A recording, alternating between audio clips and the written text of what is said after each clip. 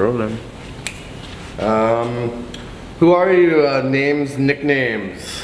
My name is Jeff Cole. I don't know, I do a lot of stuff, I guess, around Vancouver, but in this capacity, I'm the president of the Vancouver Skateboard Coalition. I also work for Skull Skates and Skateistan Canada, or C-Skate, and Street Rich. I guess I volunteer my time for those guys too, so yeah.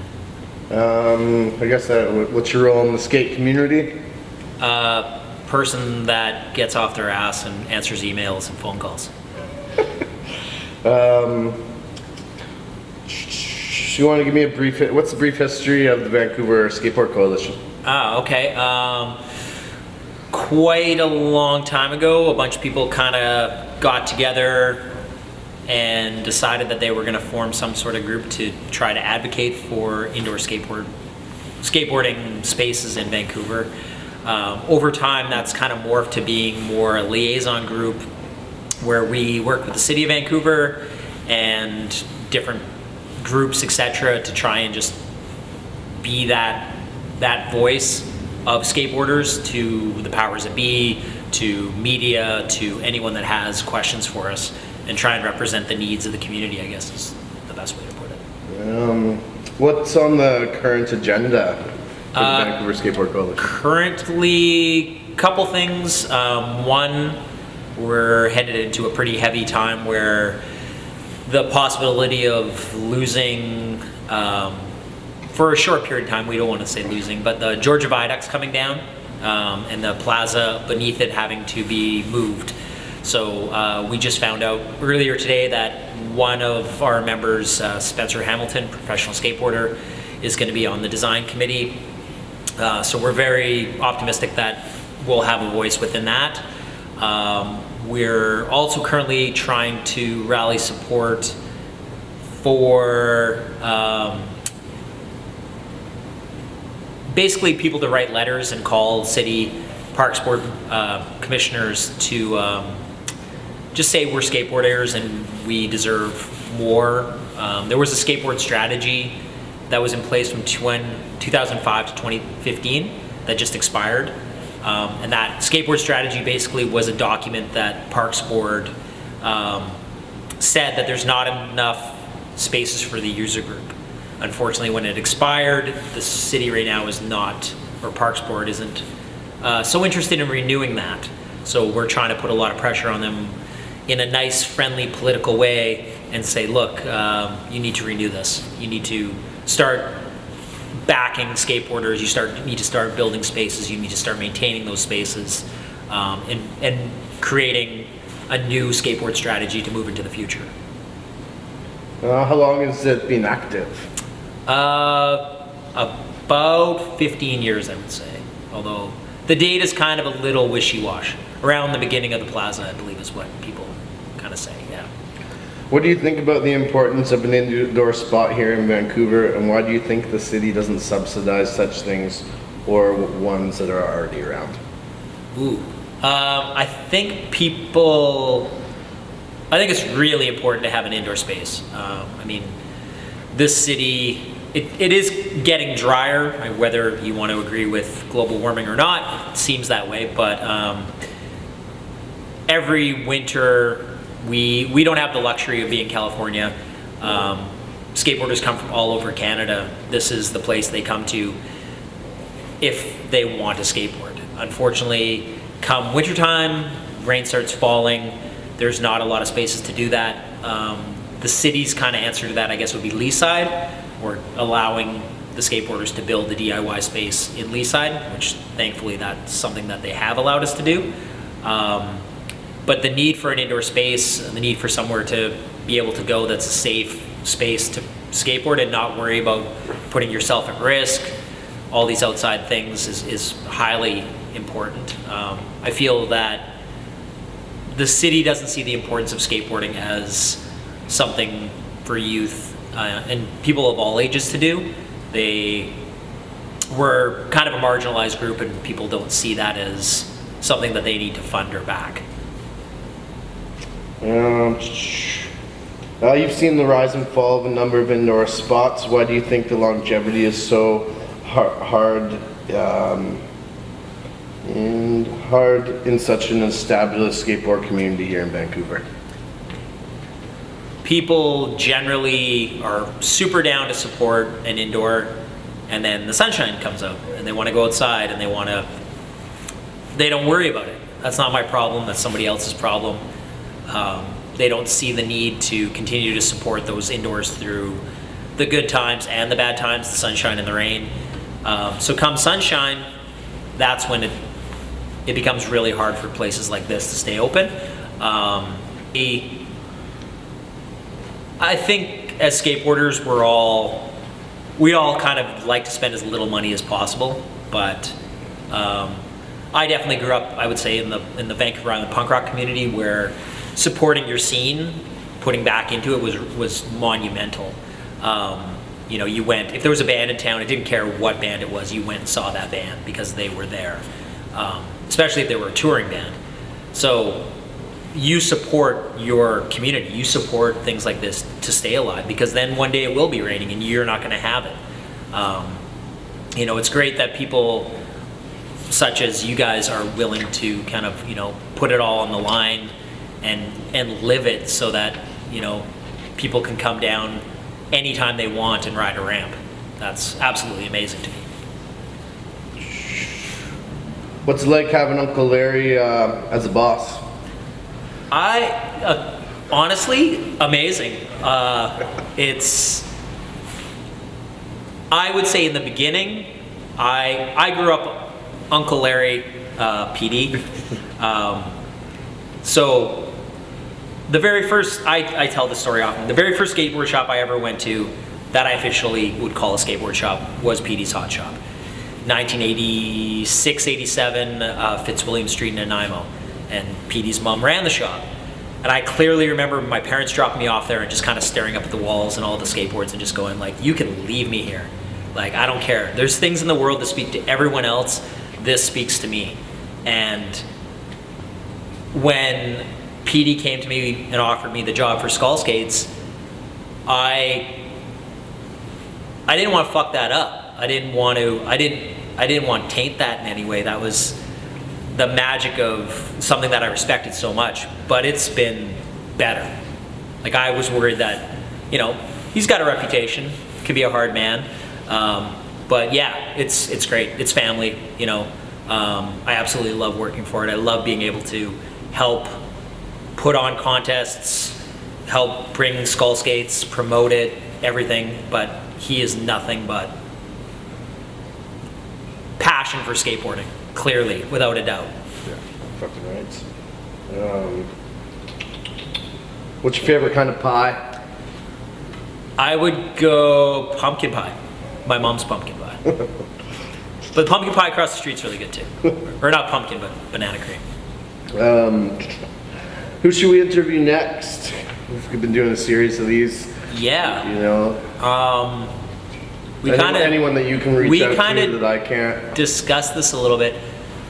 I think right now the one that came to mind was the girls that are putting on the chick flips thing. I think that's an absolutely amazing kind of. I don't know if it's a movement, but I don't know what to say. I think the way that they're building their scene is awesome, and I think they would be really cool people to talk to and kind of see. Even today in the shop there was Mel's Bells, who's one of the head people, works with the Skate Coalition, amazing skateboarder. She came in the shop just to say hi on her lunch break. I was like, introduced her to somebody else in the shop. Another girl on the other side of the shop, she's like, I'm visiting from Melbourne, we do this girls thing here, and started networking in a way that the guys just don't do it. Yeah. And I think it's really cool to see, and I think it's a really awesome part of our culture to see the women start to support themselves and build their own scenes up. Yeah, it's amazing. Yeah.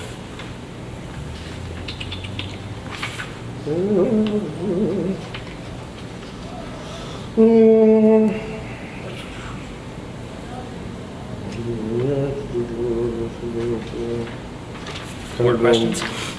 Yeah, there's a few, kind of just going back to the old ones. Do you have any stories from in here that any, sucking face or whatever?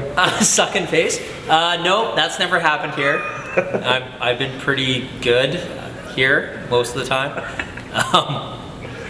Yeah, no comment on those.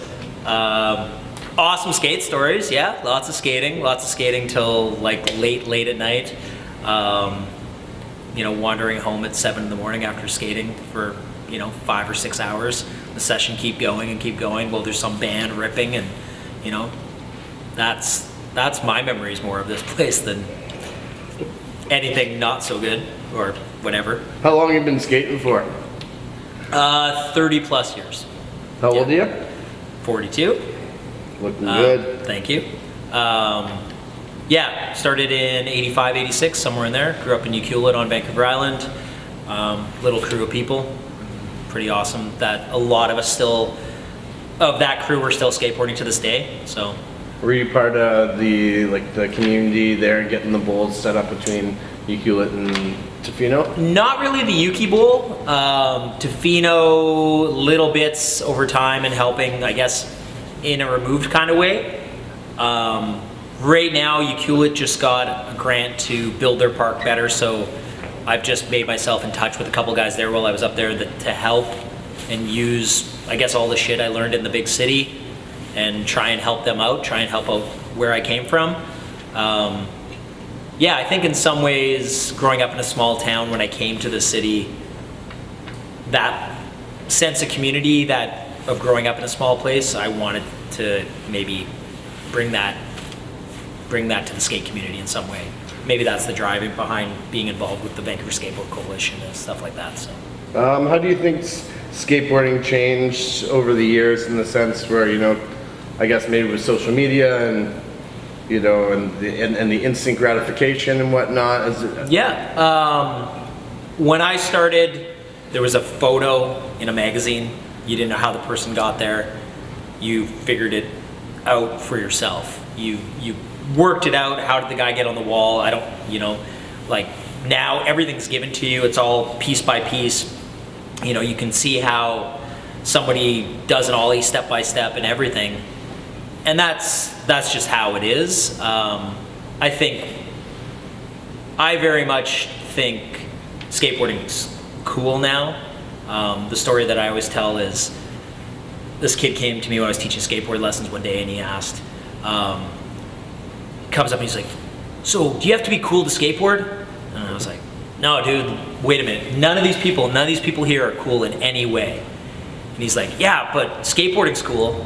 And I was like, "Yeah, dude, you've got it. That's exactly it. Skateboarding is really cool. We're just a bunch of nerds riding around on a toy. That's basically it. Skateboarding when I started was you were worse than the nerds and the stoners and all those people. You chose not to fit in. Now you're this cool kind of entity. You can be the football track star or whatever and a skateboarder. And not to say that's wrong or right, but I don't know. I kind of like the misfits a little bit more than I like the cool guy." What do you think about the benefits to having SBC up and running rather than an empty building full of memories? For one, just a place, a community, a hub, a place to come and skateboard, a place to hang out with your friends, a place to see amazing bands, the history of the space, creating its own history. People coming from all over the world to Vancouver. Happens to be a rainy day. It's awesome to be able to go. You know what you need to check out? You need to go to SBC. This is #1 stop for you guys. And just what's come out of here, the skate community, the amount of people that pass through these doors, and just that in itself is absolutely amazing.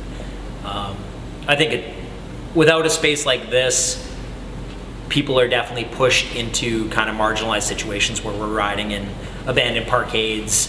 Leaside is definitely its whole other entity, but I remember walking down, I've skated Leaside for 20 years, walking down a muddy hill and squeezing in between the fence and the concrete wall to jump over a smoldering mattress to skateboard in there. It's not like people were giving us those spaces. And you know, the fact that I guess as we all get older, we can make these things happen and these spaces happen for the community and for us, clubhouses for us, you know. You have any closing comments, thank yous, pleases?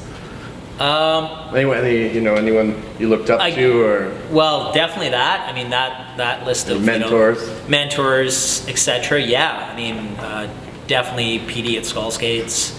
All the guys I grew up with on Vancouver Island, the Yuki Tofino scene. That's monumental. But I guess parting words is just like, skateboard parks are an absolute gift. People work really hard to get those spots. Whether you know it or not, they're not just handed to you. We definitely, like, every skateboard park in the city, whether it was built like China Creek far before my time started skating, the Skateboard Coalition has been part of keeping all those parks, maintaining all those parks in some way, and that only happens when people are willing to get involved. It's super easy to sit at home and push like, or, you know, bitch about some situation, but if you don't get out there and do something about it, if you're not actually active about it, nothing's gonna happen. It's crazy that in this day and age that skateboarders are politically involved and that the city is listening to us, is asking us to be parts of these conversations, that, you know, media such as, you know, Global, etc., is asking us what our opinions are and where the state of skateboarding is in those last, you know, 2 to 3 years. That's absolutely amazing, but that doesn't come without people doing it. And it, as much as it's awesome that the older guys are taking it on, I'd love to see the kids doing it too. So. One more thing. Favorite skaters in the city are most underrated? Oh, in this city? Brandon Cotton. I mean, yeah, absolutely. I've told him, you know, he's my favorite skater to watch and to skate with. Yeah, I think that deserves, like, he's the most underrated guy in the city and deserves far more than what he gets. But he's ripping, so yeah. Yeah. Fucking it. Right on. Well, thanks so much, Jeff, and we'll see you soon. Cheers. How do we get in contact with the Skate Coalition? The easiest way would be, we have a Facebook. That's generally the easiest way to get in touch with us, Vancouver Skateboard Coalition. Yeah, that's probably the number one easiest way. All the contact information is up on there too as well. Sweet.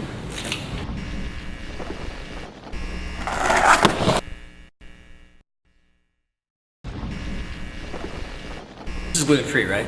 What's that? I'm just kidding. Gluten-free? Yeah. Yeah. Is it? I don't even know.